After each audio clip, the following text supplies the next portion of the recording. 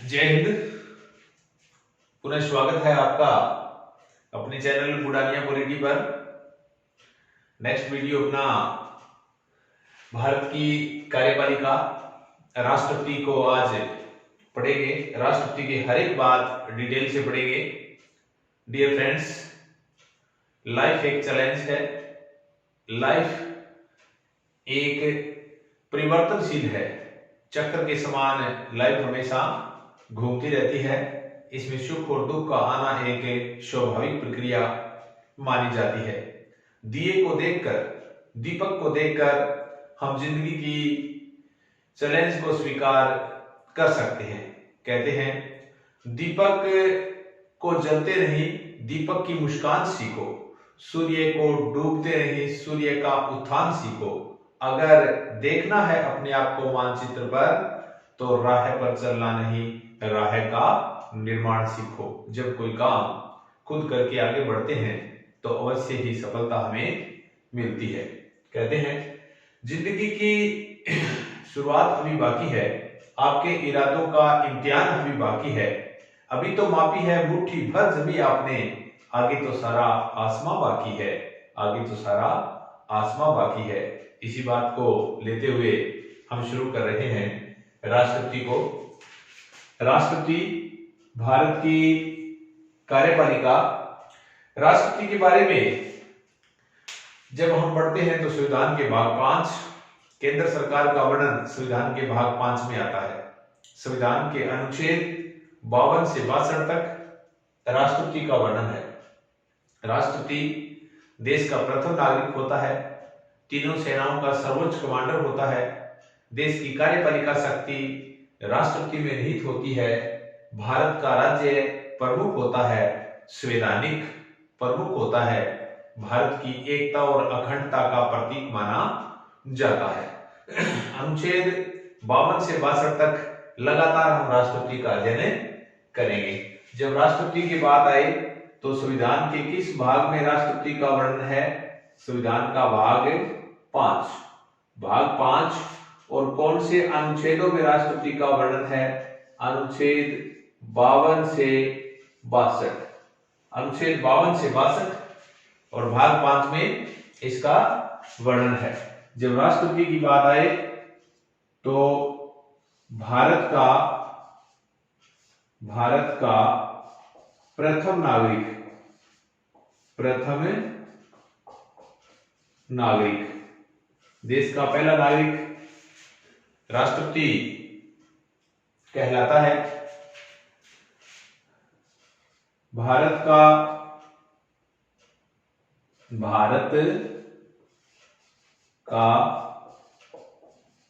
राज्य प्रमुख, भारत का राज्य प्रमुख यानी देश को राज्य कहते हैं, राज्य का प्रमुख राष्ट्रपति होता है।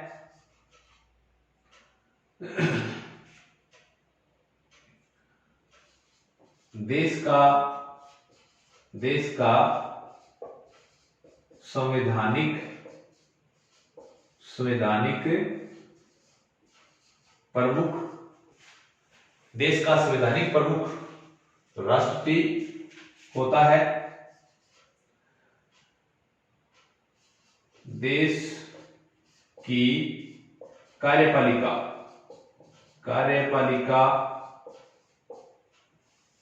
का प्रमुख, देश की कार्यपालिका का प्रमुख राष्ट्रपति होता है, क्योंकि सारे काम इसके नाम से होते हैं। तीनों सेनाओं का सर्वोच्च सेनापति, तीनों सेनाओं का सर्वोच्च सेनापति होता है। देश की एकता व अखंडता का प्रतीक, देश की एकता और अखंडता का प्रतीक। पुनः रिवाइज करने जा रहा हूं। राष्ट्रपति पढ़ रहे हैं। राष्ट्रपति कार्यपालिका का प्रमुख होता है। राष्ट्रपति का वर्णन संविधान के भाग 5 में है, अनुच्छेद 52 से लेकर 62 तक लगातार राष्ट्रपति है।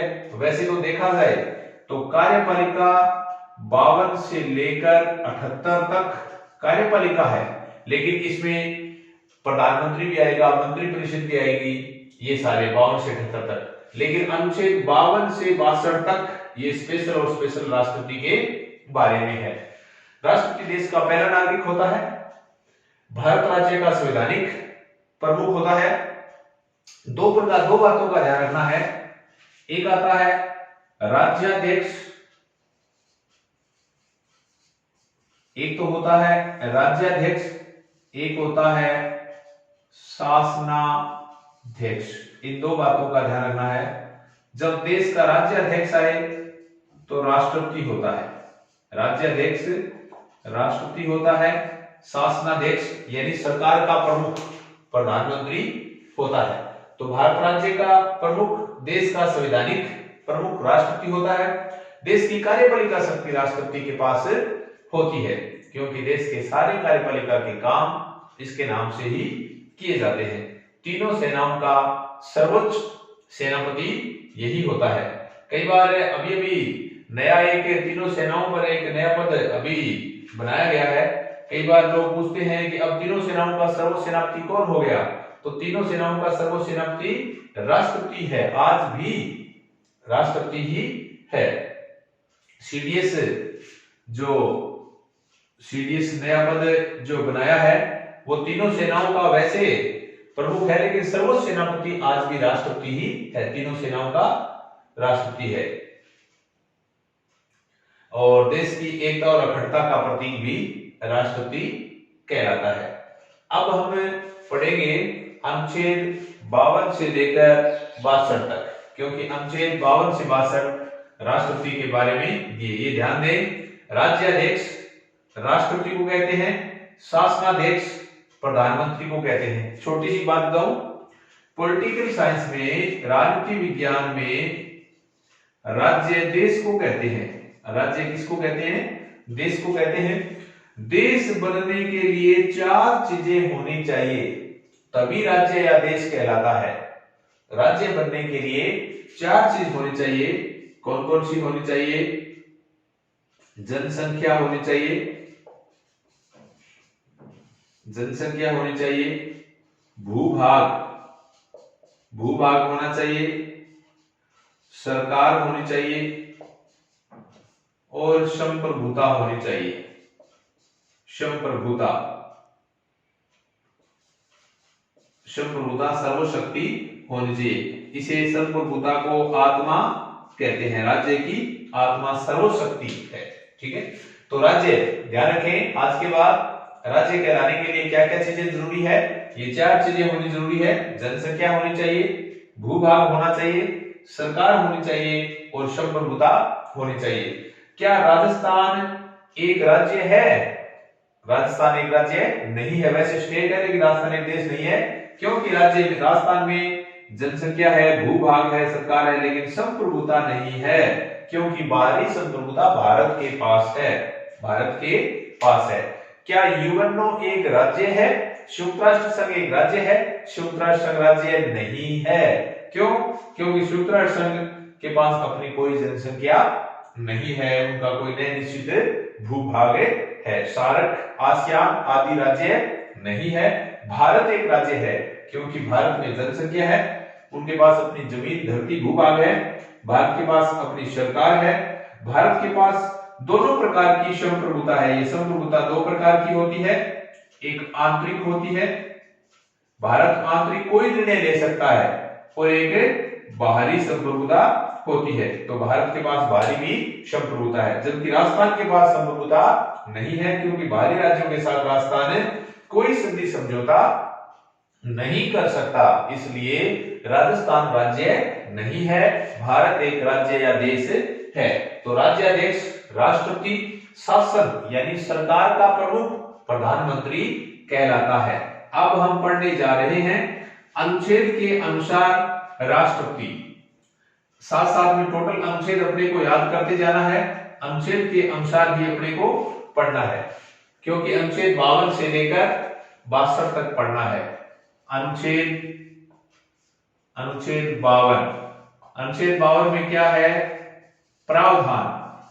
अनुच्छेद 52 में प्रावधान का मतलब भारत का एक राष्ट्रपति होगा। ये बात किस अनुच्छेद में है? अनुच्छेद 52 में है। देश का एक राष्ट्रपति होगा, इसका प्रावधान अनुच्छेद 52 में है। तो अनुच्छेद 52 हो गया।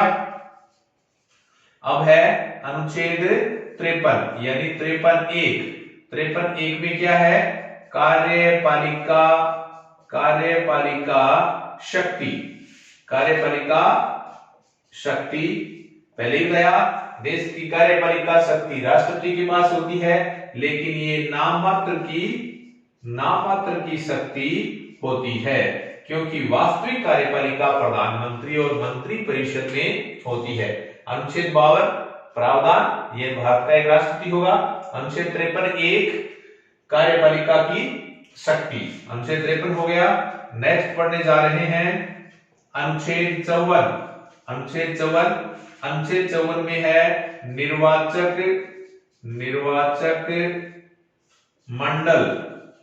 मंडल, यानी ये निर्वाचन है। निर्वाचक मंडल का मतलब है कि राष्ट्रपति का चुनाव जब होता है तो उन्हें वोट कौन देता है? आपको पहले तो ये बता दूं, ये निर्वाचक मंडल आयरलैंड से लिया गया। कहां से लिया गया? ये आयरलैंड से लिया गया। अनुच्छेद 54 में निर्वाचक मंडल है, यानी कैसे चुनाव होता है? निर्वाचक मंडल का मतलब वो व्यक्ति जो राष्ट्रपति को वोट देते हैं। कौन कौन से लोग वोट देते हैं वो सारे मैं निर्वाचक मंडल में लिखने जा रहा हूं। नंबर 1, सभी निर्वाचित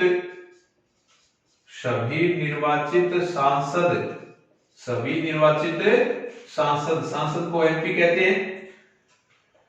देश के सारे निर्वाचित सांसद, आपको बता दूं, सांसद दो प्रकार के, राज्यसभा के सांसद, लोकसभा के सांसद। ये बात जरूर ध्यान दें कि ओनली और ओनली निर्वाचित सांसद ही वोट देते हैं, मनोनीत सांसद वोट नहीं देते हैं। तो क्या लिखा मैंने? सभी निर्वाचित सांसद, राज्यसभा और लोकसभा के दोनों सांसद को एमपी कहते हैं। नंबर 2, सभी निर्वाचित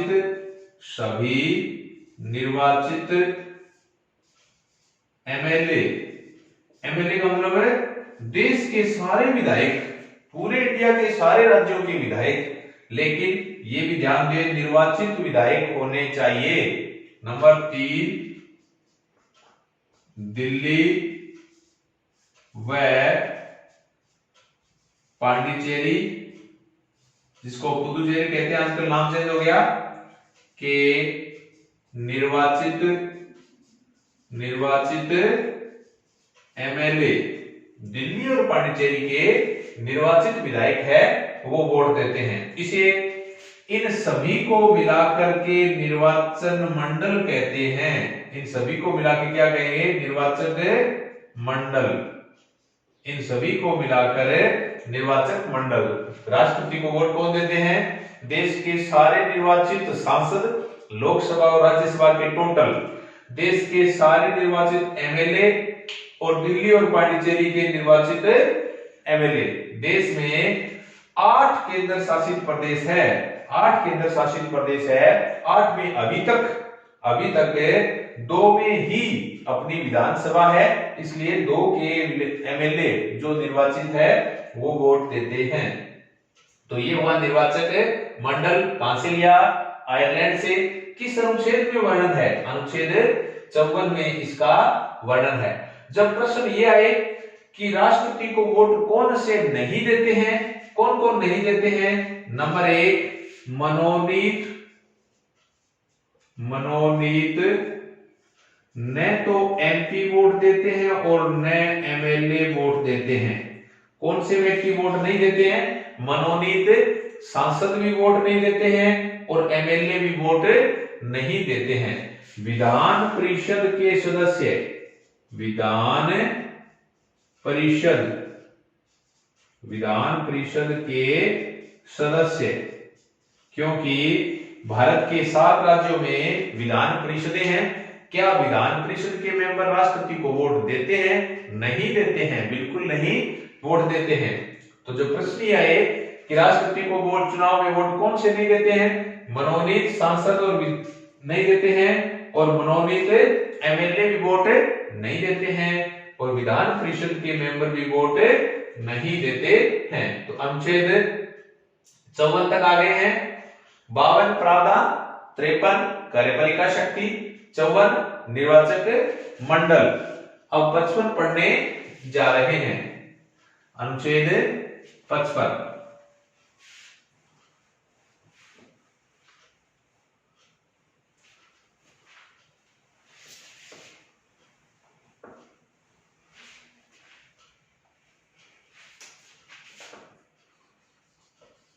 अनुच्छेद 55, अनुच्छेद 55 में है निर्वाचन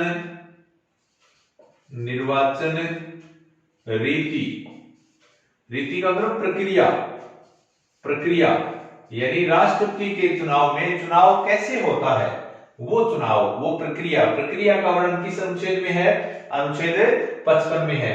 जब बात आए कि राष्ट्रपति का चुनाव कैसे होता है, तो राष्ट्रपति का चुनाव एकल संक्रमणीय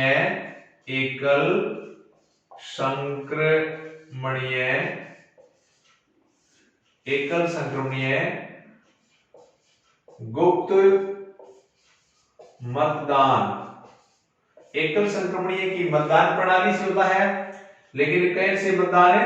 गुप्त मतदान से होता है। और ये चुनाव अप्रत्यक्ष होता है। अप्रत्यक्ष चुनाव अप्रत्यक्ष क्यों होता है? प्रत्यक्ष चुनाव किसे कहते हैं? जब अपने आम वोटर सीधा वोट देता है, वो डायरेक्ट प्रत्यक्ष चुनाव कहलाता है। अप्रत्यक्ष या परोक्ष चुनाव किसे कहते हैं? जब अपने चुने हुए सदस्य आगे किसी को वोट देते हैं, वो अप्रत्यक्ष चुनाव कहलाते हैं। जैसे हम सभी ने मिलकर के एमपी को चुना, सांसद को चुना, और सांसद ने आगे राष्ट्रपति को वोट दिया, वो अप्रत्यक्ष चुनाव होगा। तो एकल संक्रमणीय मतदान प्रणाली है, जो गुप्त मतदान प्रणाली है, और उसके माध्यम से राष्ट्रपति का चुनाव होता है। अब रही बात एकल संक्रमणीय क्या है, इसके बारे में थोड़ा बता रहा हूं। एकल संक्रमणीय मतदान प्रणाली किसे कहते हैं? एकल संक्रमणीय मतदान प्रणाली में ये होता है, जितने भी व्यक्ति वोट देते हैं उन्हें एक वोट मिलता है। जितने व्यक्ति वोट देते हैं उन्हें एक वोट मिलता है। वोट पर अपनी पसंद लिखते हैं। पसंद जैसे जितने खड़े 1 2 3 4 जितने भी व्यक्ति खड़े हैं उनको अपनी पसंद लिखनी होती है। उस वोट पर पसंद लिखनी होती है। 1 2 3 4 5 ऐसे। राज्यों के विधायक अपने अपने राज्यों की राजधानी में वोट देते हैं, और सांसद दोनों विकल्प है, सांसद दिल्ली जाकर के वोट देते हैं। तो विधायक अपने राजधानियों में और सांसद दिल्ली जाकर के वोट देते हैं। तो एक वोट मिलता है, उस वोट पर अपनी पसंद लिखनी होती है। अब काउंटिंग से पहले एक निर्वाचन कोटा निकाला जाता है। क्या निकाला जाता है? निर्वाचन कोटा। राष्ट्रपति चुनाव का निर्वाचन कोटा निकाला जाता है। कोटे का सूत्र क्या होता है? सूत्र कुल वैध मत बटे 2 प्लस 1। कोटे का सूत्र ये है, कुल वैध मत, कुल डाले गए वैध जो सही वोट है वो बटे 2 प्लस 1। ये 2 का मतलब ये है, सूत्र में ये होता है कुल वो वैध मत बटे निर्वाचित राष्ट्रपतियों की संख्या। क्योंकि निर्वाचित संख्या 1 होती है, निर्वाचन होने वाला। निर्वाचित राष्ट्रपति की संख्या प्लस 1 और आगे प्लस 1, तो 1 और 1 2, मैंने सीधा 2 लिख दिया है। जब किसी संख्या को 2 से भाग देते हैं तो वो आधी हो जाती है, और आधी में 1 जोड़ देंगे। दोबारा बता दूं, निर्वाचन कोटा कैसे निकालते हैं? कुल वैध मत डाले गए कुल वैध मत बटे 2 प्लस 1। जब आपको ये मिले 1 प्लस 1, इसका गाढ़ बता दूं, ये आएगा कुल वैध मत बटे निर्वाचित राष्ट्रपति की संख्या, क्योंकि 1 होता है प्लस 1, तो 1 और 1 मैंने 2 लिख दिया है और आगे प्लस 1। तो ये राष्ट्रपति के चुनाव का जो कोटा होता है। जब राष्ट्रपति के चुनाव में गिनती काउंटिंग शुरू की जाती है, गिनती, तो सबसे पहले पहली पसंद गिनी जाती है, प्रथम पसंद काउंट की जाती है, पहली पसंद। जब पहली पसंद में किसी उम्मीदवार को 50% वोट मिल गए, यानी 50% या इससे ऊपर वोट मिल गए, तो वो राष्ट्रपति बन जाएगा। अगर नहीं बने, अगर पहली पसंद में किसी भी उम्मीदवार को 50% या उससे अधिक नहीं बने, कम रह गए, तो क्या होगा? अब ध्यान से सुनिए, इसीलिए संक्रमण ये क्या है? संक्रमण होना। अब देखिए, चार उम्मीदवार खड़े हैं, 4 उम्मीदवारों में से पहली पसंद में किसी को 50% नहीं आया, तो क्या करेंगे? अब क्या करेंगे? दूसरे चरण की गिनती करेंगे। दूसरे चरण की गिनती से पहले ये करेंगे, इन चारों में सबसे कम आए उनको बाहर निकाल दिया। चारों में जो कम आए वोट, उनको बाहर निकाल दिया। अब इनके दूसरी पसंद गिनेंगे। बचे हुए उम्मीदवारों की दूसरी पसंद में जो बाहर किया है, उनकी पहली पसंद जोड़ देंगे। बचे हुए उम्मीदवार जो है, उनकी दूसरी पसंद देखेंगे। इनकी दूसरी पसंद में ये काउंटिंग कर दिया जाएगा। तो यहां पर 50% जैसे इसको मिले तो ये बन जाएगा। दोबारा बताऊं मैं आपको, दोबारा देखिए, निर्वाचन कोटा कुल वैध मत बटे 2 प्लस 1। काउंटिंग कैसे करते हैं? पहली पसंद को काउंटिंग करते हैं। पहली पसंद में अगर किसी को 50% आ गए तो वो राष्ट्रपति बन जाएगा। अगर 50% नहीं आए तो क्या होगा? अब देखिए, बचे हुए उम्मीदवार सबसे पहले तो जितने उम्मीदवार खड़े हैं, उनमें पहली पसंद में सबसे कम आए उनको बाहर कर दिया, अब इनकी दूसरी पसंद, जिस उम्मीदवार को बाहर किया है, उसकी दूसरी पसंद को बचे हुए उम्मीदवारों की पहली पसंद में जोड़ देंगे, इसलिए वोट बढ़ेंगे। इसलिए अब की बार 50% बन सकते हैं। मान लो नहीं बने, ये प्रक्रिया तब तक चलती रहेगी जब आखिर तक न बने। जब मान लो आखिर तक न बने, तो आखिर में 2 बचे, 2 में सबसे ज्यादा होगा वो हो जाएगा। भारत में 1969 में जो वीवी गिरी राष्ट्रपति बना था, वो दूसरे चक्कर की गणना से बना था। दूसरे चक्कर की गणना से बनने वाला आज तक का एकमात्र राष्ट्रपति 1969 वीवी गिरी। इसलिए वोट दूसरे को बांटने को संक्रमण, एकल संक्रमणीय मतदान की गुप्त प्रणाली होती है। तो ये था अप्रत्यक्ष चुनाव, ये था राष्ट्रपति निर्वाचन का सूत्र और कोटा अनुच्छेद 55। अब देखिए, जब एक विधायक और एक सांसद वोट देते हैं, तो इनका वोट समान नहीं होता है। इनका वोट का मूल्य कैसे कैसे निकालेंगे, वो मैं बताने जा रहा हूं। पहले है, एक विधायक का मत मूल्य, एक विधायक यानी एमएलए, एक एमएलए का मत मूल्य। जैसे एक सांसद ने वोट दिया तो एक नहीं काउंट होगा, वो अलग अलग काउंट होगा। उनका मैं कारण बताने जा रहा हूं। जैसे राजस्थान का एक विधायक कोई वोट देता है, तो राजस्थान के एक विधायक का मत मूल्य 129 है। 129 है। एक विधायक वोट देगा तो इसका 129 है, और एक सांसद वोट देगा तो उनका 708 है। ये मैं बताने जा रहा हूं, एक विधायक का मत मूल्य। ऐसा क्यों किया जाता है? ऐसा वोटों का मूल्य है क्योंकि प्रत्येक राज्य की जनसंख्या अलग अलग है और विधायकों की संख्या अलग अलग है, इसलिए थोड़ा सा राज्यों का वेटेज इक्वल बराबर करने के लिए ये काम किया जाता है। तो एक विधायक का मत मूल्य, इसका सूत्र क्या होगा विधायक का मत मूल्य निकालने का?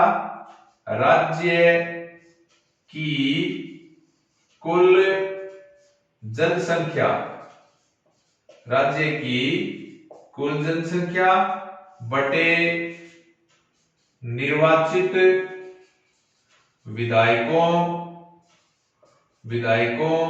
की संख्या भाग 1000। दोबारा सुनिए, एक विधायक का मत मूल्य निकालने का सूत्र राज्य की कुल जनसंख्या बटे निर्वाचित विधायक उनकी संख्या टोटल भाग 1000। जब एक उदाहरण देके बताऊं, राजस्थान में विधायकों की संख्या 200 है और ये जो संख्या है ये 1971 के जनगणना की होगी। अगर आप 2011 की या अब की जनगणना का सूत्र लगाओगे तो ये आंसर नहीं आएगा। ये है 1971 की जनगणना का आंकड़ा है। जब भाग को गुणा में चेंज करेंगे तो ऐसे आ जाएगा, भाग को गुणा में चेंज करेंगे तो 1/1000 हो जाएगा, भाग को गुणा में डिवाइड करने पर। जैसे राजस्थान में 1971 का मैं बता रहा हूं 2,57,65,806 इतनी जनसंख्या थी। उदाहरण के लिए ये आपको आंकड़ा याद करना जरूरी नहीं है। राजस्थान की 1971 में ये जनसंख्या थी। निर्वाचित विधायक, क्योंकि राजस्थान में 200 है, 200 और ये देखो बटे 1000 इधर आया, भाग को गुणा में किया तो 1000 नीचे आ जाएंगे, ऐसे हुआ इंटू 1/1000 तो 1000 ये 0 आ जाएगी। तो ये अपना ये हुआ 2,57,65,806 को 2 लाख से भाग दे देंगे। ये रहा 3 शून्य और 2 ये 1 2 3 4 5 6। जब भाग देंगे तो 128.8 यानी 129 हो गया, 129। ये क्या निकाला? एक विधायक का मत मूल्य। दोबारा बताने जा रहा हूं, एक विधायक का मत मूल्य। ऐसा क्यों करते हैं? एक क्यों नहीं होगा? क्योंकि प्रत्येक राज्य की जनसंख्या अलग अलग है, विधायकों की जनसंख्या अलग अलग है, इसलिए उनका वेटेज थोड़ा समरूप समानता आ जाए, इसलिए ये प्रावधान किया गया है। सूत्र क्या है? राज्य की कुल जनसंख्या बटे निर्वाचित विधायकों की संख्या भाग 1000। ये 1971 की जनगणना का आंकड़ा है। राजस्थान का उदाहरण देके बताया है। जब ये पूछे राजस्थान के एक विधायक का मत मूल्य कितना है तो 129, एक विधायक का मत मूल्य है 129 है। अब देखिए, क्या देश के सभी विधायकों का मत मूल्य समान होगा? नहीं, कभी नहीं होगा।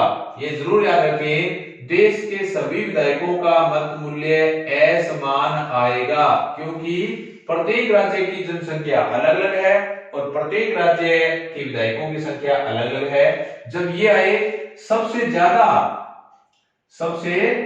विधायकों का मत मूल्य है 208, यूपी के विधायकों का मत मूल्य है। सबसे ज्यादा कहां के विधायकों का मत मूल्य है? यूपी के विधायकों का मत मूल्य है कितना? 208। और सबसे कम है 7, सिक्किम सबसे कम सिक्किम। और राजस्थान के विधायकों का मत मूल्य है 129 है। तो देश के विधायकों का मत मूल्य अलग अलग होगा। अब निकालने जा रहा हूं एक सांसद का मत मूल्य। एक सांसद का मत मूल्य। ध्यान रखिए, सांसद यानी पूरे देश का प्रतिनिधित्व करते हैं। विधायक तो अलग अलग राज्यों में अलग अलग होंगे, लेकिन सांसद पूरे देश का प्रतिनिधित्व करते हैं, इसलिए सांसदों का मत मूल्य समान होगा। अब है एक सांसद का मत मूल्य। एक सांसद का मत मूल्य, इसका सूत्र क्या है? सभी यानी देश के सभी विधायक की जगह एमएलए लिख रहा हूं मैं, एमएलए का मत मूल्य, देश के सभी विधायकों का मत मूल्य जोड़ लेंगे। जैसे राजस्थान के एक विधायक का मत मूल्य, एक को 200 से इंटू कर लेंगे, मल्टीप्लाई कर लेंगे, राजस्थान का आ गया। ऐसे हरियाणा, पंजाब आदि देश के सारे राज्यों का मत मूल्य भाग